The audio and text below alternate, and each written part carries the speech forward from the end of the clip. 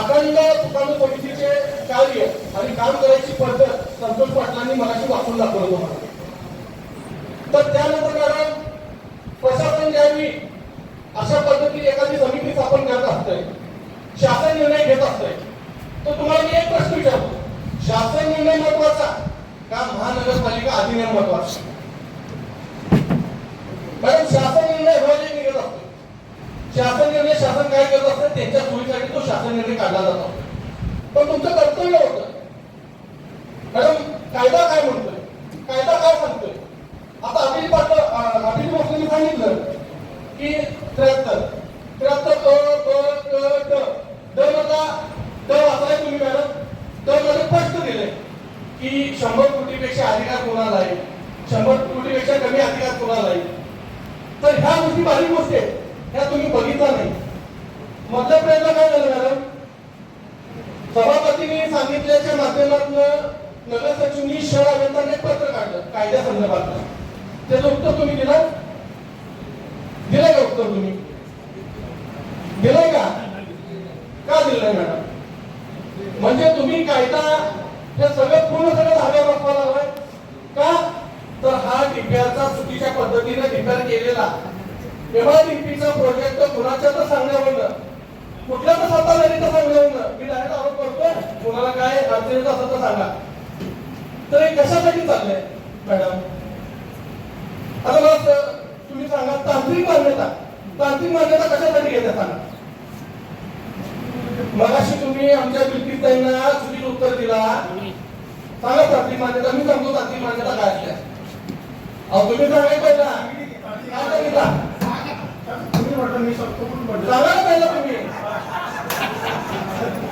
तांत्रिक मान्यता म्हणजे ज्या टेक्निकल बाबी ह्याच्यात प्रोजेक्टमध्ये धरलेल्या असतात त्याला सक्षम अधिकाऱ्यांना त्याला तांत्रिक मान्यता द्यायची असते. त्या प्रोजेक्टमध्ये त्याच्या वित्तीय अधिकाराप्रमाणे त्यांनी दिलेले आहेत तांत्रिक मान्यता. हे बरोबर आहे असं नाही तांत्रिक मान्यता नाही बरोबर आहे. सबमिट केलेलं मॅडम, तांत्रिक मान्यता आपला डीएसआर रेट ठरलेला असतो आणि तो डीएसआर रेट बरोबर आहे का नाही बघण्यासाठी नाही असं आहे. ज्या तांत्रिक प्रोव्हिजन्स आहेत त्या बरोबर आहेत का हे बघून केलं जातं. म्हणजे बोला तुम्ही चुकीचं सांगू नका, चुकीचं ऐकायला चालू नाही मी. चुकीचं सांगा जरा, तांत्रिक मान्यता पूर्ण सांगा. सांगा जरा तुम्ही सांगा जरा तुम्ही.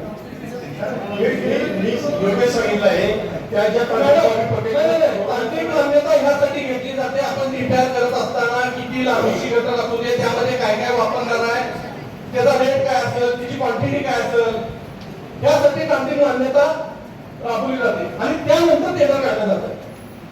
टेंडर काढताना तांत्रिक मान्यता घेताय का नाही? टेंडर काढताना तांत्रिक मान्यता घेताय का नाही? मॅडम तुम्ही म्हणताय तुकाणू समिती. मॅडम तुकाणू समिती, मग या तुकाणू समितीच्या निर्देशनात या गोष्टी आल्या का नाही? तांत्रिक मान्यता तुकाणू समितीने या गोष्टी बघितल्या का नाही? तुम्ही फक्त एकच बघितला, वर्क ऑर्डर आयुक्तांनी द्यायचे. तुम्ही त्या वर्क ऑर्डर, पण वर्क ऑर्डर देत असताना मॅडम जी प्रोसिजर आहे, जो कायदा काय सांगतो त्या कायद्या पद्धतीनं प्रोसिजर राबवा आणि वर्क ऑर्डरला ते काम तुमच्याकडे येणार आहे. मॅडम चुकीच्या पद्धतीने वर्क ऑर्डर आम्ही तुम्हाला बोलू देणार नाही, चुकीच्या पद्धतीने काम करू देणार नाही. आता शहर अभियंत्यांनी सांगावं, भूसंपादनाचा विषय आला. भूसंपादन किती ठिकाणी आहे? भूसंपादन किती ठिकाणी? आम्ही दोन ठिकाणी आहेत. आपण 2 मिनिटं सांगतो तुम्हाला. 14 ठिकाणी नाही, 14 जास्त आहे. मॅडम हा फक्त एका बाजूचा डिपेअर, हा फक्त मला वाटतं शामराव नगर आणि बंडकर साहेबांच्या वार्डापर्यंतचा डिपेअर आहे. यामध्ये 14 ठिकाणी भूसंपादनाचा विषय. आता 14 ठिकाणी असताना मॅडम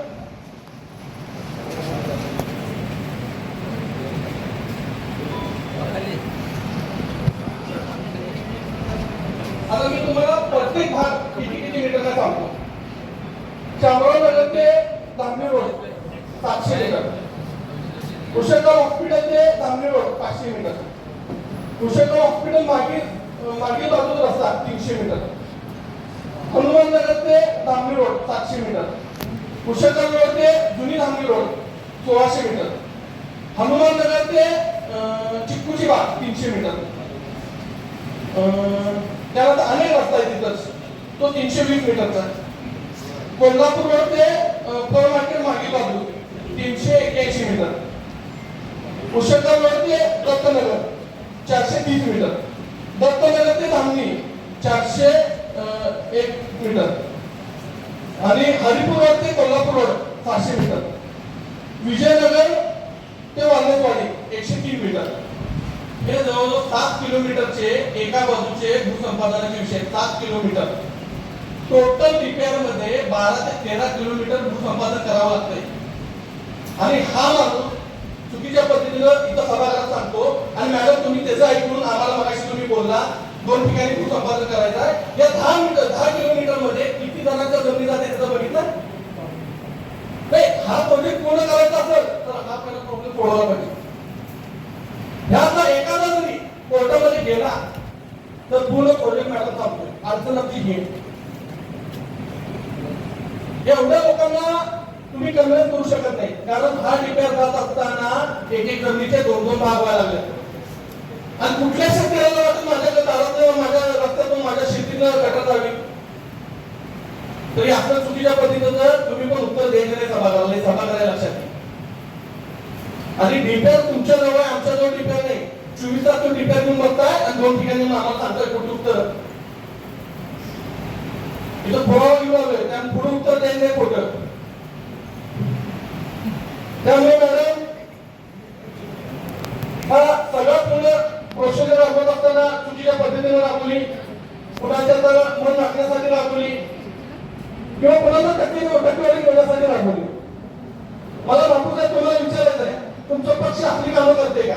तुम्ही असली कामं